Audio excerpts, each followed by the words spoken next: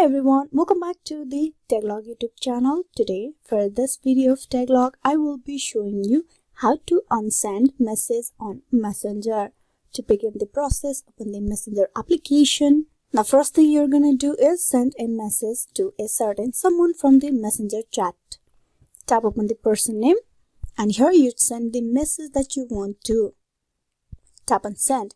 So this is the message that I have just sent. So if you want to unsend it, you just tap and hold the message for a few seconds.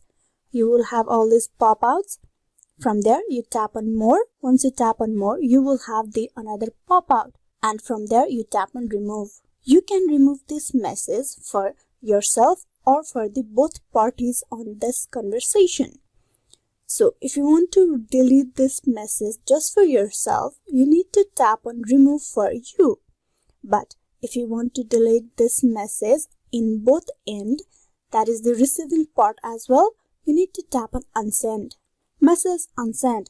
Unsent messages are removed from the conversation, but they still may be included if the conversation is reported. Tap on OK.